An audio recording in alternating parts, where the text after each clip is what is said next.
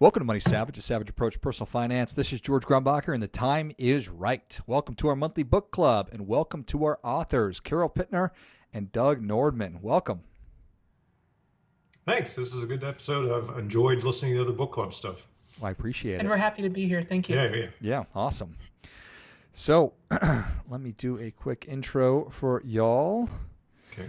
Doug Nordman served for 20 years of active duty in the United States Navy's submarine force, retired in 2002 at the age of 41. He and his spouse, a retired Navy reservist, reached financial independence in the late 1999 on a high savings rate. They've lived in Hawaii for over 30 years. Their daughter Carol was born and raised in Oahu. These days, Doug enjoys surfing, slow travel, writing, public speaking, reading, home improvement, personal finance conferences, and more surfing. He's the author of The Military Guide to Financial Independence and Retirement and the founder of themilitaryguide.com. He donates all of his writing and speaking revenue to military-friendly charities. Carol joined the Navy on an ROTC scholarship. She's been stationed around the world on a destroyer and an aircraft carrier before moving to the reserves. She and her active duty spouse are rapidly approaching financial independence on a high savings rate. They've just started their own family. That's awesome. Military personal finance is an important family topic, almost as important as surfing. Carol and Doug are the authors of Raising Your Money-Savvy Family for Next Generation Financial Independence. Again, I'm excited to have y'all on. So always, whenever I have the opportunity to speak with people who are serving our country in the armed forces, I always say thank you so much for your service. So thank you both. Thank you. Appreciate the support. Thank you. And I'm so grateful for people who are financially responsible. And Doug, you're raising a daughter who's also financially responsible. So I think it's fantastic, and it makes all the sense in the world that you decided to put pen to paper. So, if both of you would tell us a little bit about your personal lives, and why you really wanted to write the book. Well, Dad, I think we should start with all of your camp meetups. Well, we've been spending the last 10 years going to a lot of meetups, like a financial conference and other events like Camp Mustache, Camp FI, where you hang out over a weekend with 50 or 60 people who are also pursuing financial independence, and you nerd out about that with your fellow financial enthusiasts. I'm the biggest nerd there. And over the years, we've noticed a shift in the questions. I think financial independence is widely known and people are understanding the techniques. And I stopped getting questions about how do you reach financial independence. And I started getting questions about, I understand the financial independence. I understand math and numbers. How do you get your kids to follow on with this? And it took me a couple of years to listen to those questions and understand what people were curious about. And eventually, I got questions like that during a trip when we were visiting Carol and her spouse at their apartment.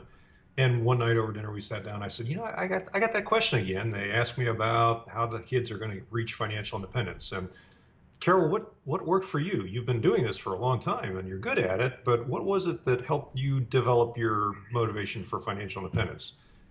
And she lit up. And the short answer is that financial independence for me, regardless of the terminology or the vocabulary that you use, has always meant choices. It means that you've always had money so that you can make the choices that you want to make and live the life that you want to live. And it just so happened that when Mom and Dad were visiting my husband and I in our apartment, this was the same week that I was going through a military transition class. It's the class that you're required to take before you're allowed to transition out of active duty. And that could be into the reserves, it could be out of the military altogether. I'm not going to lie, I was bored in that class. And part of the reason I was bored was because I was fortunate enough to learn a lot of the skills they were teaching in high school. And so instead of paying attention in class, I spent most of that time writing the outline for the book and writing some chapter titles and generally putting together a skeleton, so to speak, on the book. And she had all these memories from her childhood, and I had all these memories of the tactics that my wife and I tried with her for understanding how to manage your money and then how to save and how to invest and eventually, scale it up, because you want to give your kids a little bit of money at an early age so that they learn how to handle it instead of having them start handling large amounts of money at a later age, or even worse, going out to their first job in the real world and not knowing how to handle tens of thousands of dollars. And she had plenty of memories as a kid of how this stuff came through to her. And then she now has a new perspective as an adult over how well that worked and how everything happened. And so we're sharing stories around the kitchen table, right? I mean, the book has a back and forth narrative, and we talk about our what we thought was our brilliant parenting tactics, and some of them worked, and some of them not so much. And then Carol talks about how she was motivated as a kid. What did she respond to? What were her triggers? What could we hook into and use to give her that internal motivation? And I would know, we were searching for a long time for that. But then as an adult, now she understands what it's going to be like to do that to her next generation. I mean, now it just got real, right? Now she's got her own daughter and she wants to raise that baby for financial independence. It's not often that you hear from the kid's perspective. You always hear from the parental expert or the child psychological expert, but you never really hear from the kid themselves. And that's the other unique aspect that we wanted to bring in this book, was to let you hear from both generations. Now, granted, if we could, we would have all three generations, but my daughter is less than a year old, so she hasn't quite gotten to the stages where we're ready to teach her about money. We'll be ready for a second edition in 5 or 10 years. We'll let you know how We'll it come works back out. there, yeah. I was just gonna say, we will certainly have a second edition sooner rather than later. So cool. All right, so Carol, you're obviously a successful person. You're now married. You've got a daughter. So far, so good. Yeah. Sometimes when parents drag their kids to stuff, they have a tendency to maybe push back and resist a little bit. I'm not saying that you followed in your family's shoes, but in regard to the military and then being good with money, you certainly did that. So what do you attribute that to? So believe it or not, me joining the military was an act of teenage rebellion. You see, my parents had both gone through the Naval Academy. Both of them had done 20 plus years in the Navy. And the last thing they wanted me to do was to make a family business out of the military. Go do something better, go do something more interesting, go find something different. And the reality was, as a teenager, I wanted to choose exactly what I wanted to do. There were so many awesome things about the military, and there were a lot of good bonuses and incentives too, like in a way to pay for college. I mean, there was exactly. There was, bonuses and uniforms and, people marching in ranks, and this all looks so cool. In her defense, that's how I ended up in the military, so I can completely appreciate that. Like father, like daughter, right? No learning did occur. No. But that was the big difference, was that mom and dad also made it clear that this was my career. This wasn't something where I was trying to follow exactly in their footsteps. I could forge my own path and do my own thing. And so that's part of the reason why I wound up as a surface warfare officer, was because I did want to join the Navy, but I also wanted to see the world. And the best way to do that was going to be on a surface ship that was making a lot of port calls. But the nice thing about the first ship that I was on, it was based in Spain. And so I got to visit 12 different countries in and around Europe and England and all over the Baltic area. And there's a lot of different parts of Europe that I got to visit. And I was just on one ship for less than 19 months. Got it. And I can't even imagine what an incredible experience. So coming from the submarine force, I can't imagine it either. And not that I'm jealous or bitter. Just a little. All those port calls. Yeah.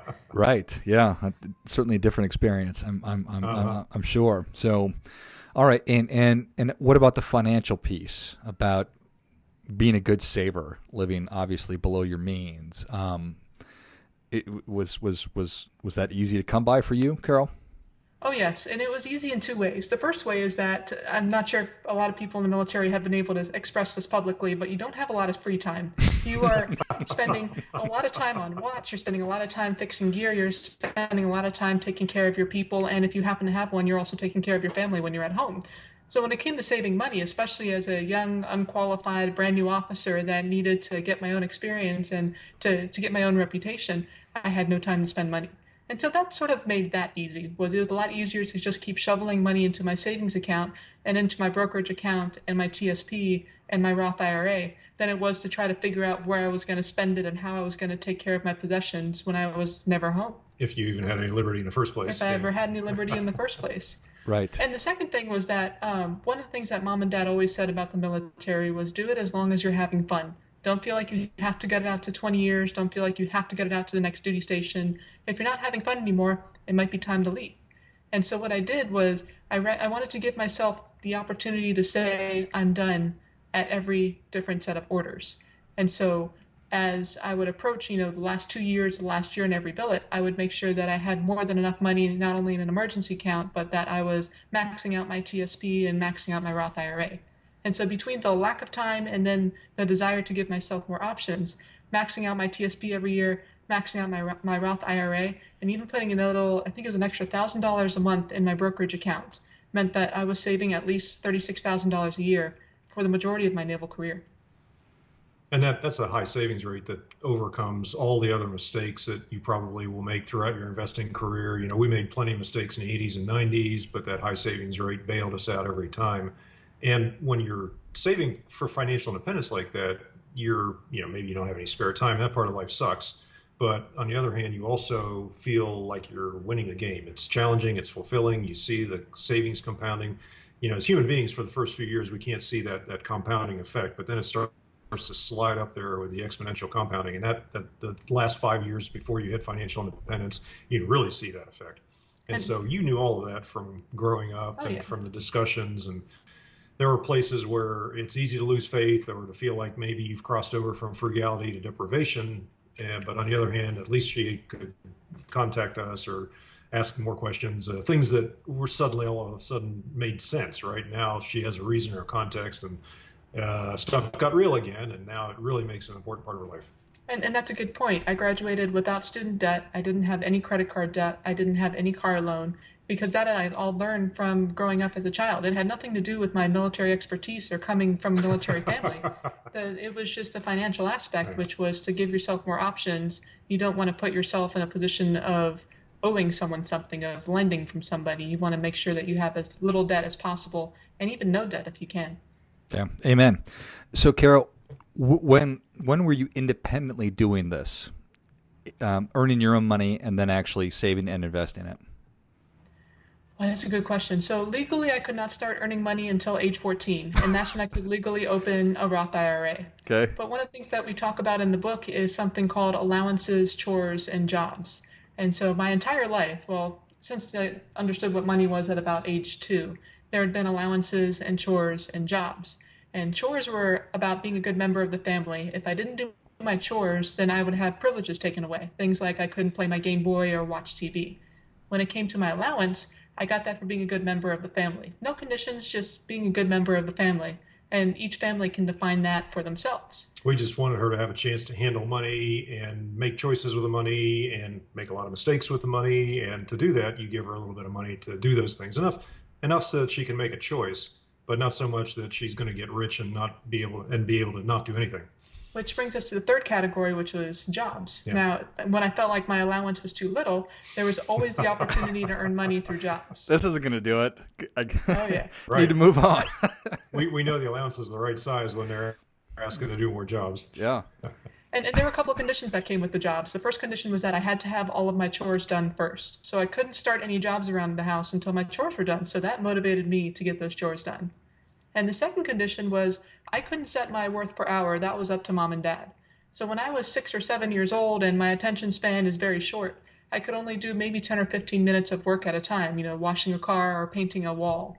And that was maybe $1 or $2 every 15 minutes. But by the time I was a teenager, then that would have been something like $10 or $15 an hour. By then I knew how to, change the oil on the car or, put that wax seal on. My skills had expanded over the years. So, Doug, when did you and your wife realize it worked? when she graduated college, and all through this time, there were many mistakes made on both sides. We'd try something, and for whatever reason, it wouldn't take, or she wouldn't be interested, or it just plain wouldn't work, and we'd step back and come back in 3 or 6 months. There were times when we would try something and realize that we were giving away too much money. We just had put too much fuel into the fire, and her worth was going up fast enough that suddenly we knew that she'd be able to buy anything she wanted, maybe even buy her own TV and video game. So there's adjustments over the years. And there were certainly times when there were mistakes. I mean, you had the usual credit card experience in college. I mean, it wasn't as bad experience that she had as the one as I had in college, so there was learning, but everybody makes mistakes. And so she had learned to manage money at a young age, and she'd started saving and investing as a teen and appreciate all that stuff intellectually. By the time that she was in late years of high school, and by the time she was in college, you were making more mistakes, but they were being made at a higher level. Mm-hmm. And the damage was certainly less than it would have been if she had not had that financial background to begin with. When she graduated college and was talking about what she was doing on the ship and how she was saving money, And of course, because she was stationed in Spain, we had to visit, right? We had to visit frequently. Yes. And we could see the lifestyle that she was living in Spain and traveling around. We knew it was all going to work. At that point, you can tell from the savings rate, from the questions you're getting, a question like, should I maximize my thrift savings plan contributions in March, or should I wait until the end of the year? Those kinds of questions are the ones I love to get at that level. Sure. This was before blended retirement system, by the way. Yeah, there's a different retirement system now, a different strategy. But again, this is what passes for dinner table conversation in our house. And so we could tell when she graduated college, it's all going to work out all right. And even then, as a parent, you don't want to be a helicopter parent. You don't want to be a lawn mowing or a bulldozing parent, but you do want to keep in touch and find out if what you thought was going to work. And we knew that if a GT Mustang showed up in her garage one day, that maybe that wasn't working as well as we thought. That never happened. In fact, she managed to acquire a vehicle at about the same age I did, but spent a lot less money in retrospect than I did. And so all these trends were going in the right direction, of at least as good as we had been when we were that age, and we could appreciate that she was doing an even better job. Well, that's awesome. Great job, everybody. I hope so. We'll find out when this granddaughter of ours starts growing up, and see if it can be replicated from one generation to the next. I mean, we might have just gotten really incredibly lucky, right? Sure. It doesn't have anything to do with our parenting. True. Yeah, it just could have been lightning in a bottle. Well, part of it is that you want to give the kids the incentives, and one of their incentives is to grow the heck up and get the heck out of the house and launch on their own and be away from mom and dad. And once they see the power of the saving and investing and the choices that they get, you want that internal motivation and that independence. Yeah, amen. Well, just from the brief amount of time we've been talking, it's obvious that this has been an absolute lifestyle for you, for both of you. You're committed and passionate and extremely knowledgeable and have done it. So when you decide to write this book, that's not easy, right? To distill knowledge and experience into a book. So tell me a little bit about just sort of how you managed to do that, and maybe what you're proudest of this finished product. I have some thoughts. Yeah, I do too. Well, yeah. You go first. Well, one of the things is that when we wrote this book, even though we told it in chronological order, we didn't put in ages as often as most people would. So there are some points when I say, when I was 14, I got a Roth IRA, but at no point did we say your teenager should have a Roth IRA. What we wanted to do was to give parents an understanding of how to step up the habits and how to step up the exposure to money. But we also didn't want you to feel like you had to do this at age 5 or age 10 or whatever the age was, because we know that not all parents were able to start when a kid was born. We know that some parents are not going to be able to find out about these skills or pick up this book until their kids are well into their teenage years. Yeah. And also the writing part, when we were sitting around the table talking about all the things that she remembered at that first conversation about saving, getting the kids ready for financial independence, as she was sharing all those memories, her spouse was amazed because he was hearing about things that he hadn't heard about before yet. Not yet, yeah. So we're having a great conversation, and about halfway through all this, my wife looks at me and makes that little symbol that says, "You better be writing this stuff down."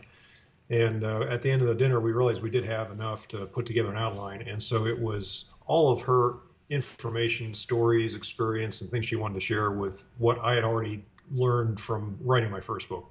And when do you get a chance to write a book with a family member like this, right? I mean, nothing will test the strength of a relationship other than being co-authors, but also it's just fun to relive those experiences and figure out what worked and what didn't. And we know they were going to start a family. So, it's good to have these discussions now before everybody has to go through sleep deprivation with raising a baby.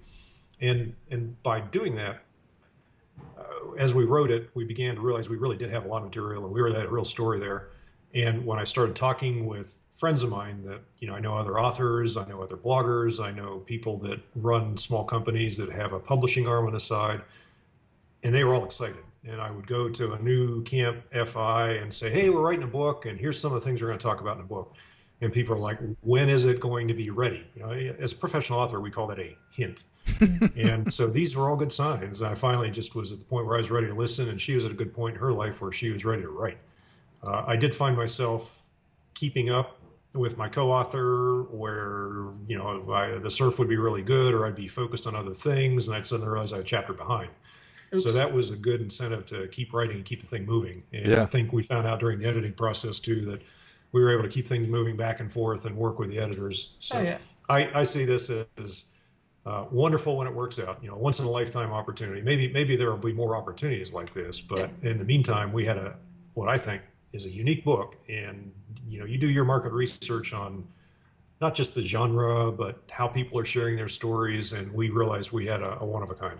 Mm-hmm. Yeah, no, I am super excited to dig in. I have a 4-year-old and a 1-year-old, and it would be geez, it would certainly be an absolute pleasure and an honor to be able to have the same experience that you two have had. So congratulations. I hope you Thank do you. have that experience. Yeah. Everybody We really should, do. right? Oh, There thank shouldn't you. be any of this waiting and holding off and not discussing this until you're a teenager. Right, Yeah. because we teach kids about hygiene as soon as they're able to hold a toothbrush or to hold a hairbrush, and we do the same thing when it comes to looking both ways when you cross the street. Make sure you know how to read. But money was always those things that people felt like they had to wait until they're older, wait until they're an adult. But they're missing out all the opportunities for Yep. kids to practice over an entire childhood. Yeah. Yep. Amen. I love it. Well, Carol and Doug, thank you so much for coming on. Where can Savage Nation learn more about you? Where can they get a copy of the book? So Amazon, Google, pretty much anywhere that there is a book publisher, you'll be able to find a copy of Raising Your Money Savvy Family for Next Generation Financial Independence. I'm working on a blog. It's called childfire.com. So like wildfire, but child instead. You've arrived as an author when you find your book is being sold not just on Barnes and Noble, but also in Walmart. Yes. And they've also finally worked through the pandemic backlog. We had some slow releases, but the audiobook is out there now, so everything is on every piece of electronics that people normally use, like iTunes and not just Google Play. So it's finally widely available, just in time for the holiday season, right? I still blog at the Military Guide for military family financial independence. And I'm also occasionally posting on the site on Facebook that Carol and her spouse are maintaining for the book. And I also take email, nords at gmail.com, and I'm on Twitter as the Military Guide. So people can look us up, ask us questions, because there's a lot more there that we might not have covered in the book that people want to know about. Oh, and we're also both on Facebook. Yep. Excellent. Perfect. Well, Savage Nation, if you enjoyed this as much as I did, show Carol and Doug your appreciation and share today's show with a friend who also appreciates good ideas. Pick up a copy of Raising Your Money Savvy Family for Next Generation Financial Independence everywhere that fine books are sold. You can find some more information about Carol at childfire.com. Both of them are on Facebook. Doug, I will list your email that you mentioned as well as the blog site that you mentioned, and people will be able to track you down. So thank you again, Carol and Doug. Thank All right, you. George, thank you. And until next time, keep fighting the good fight because we are all in this together.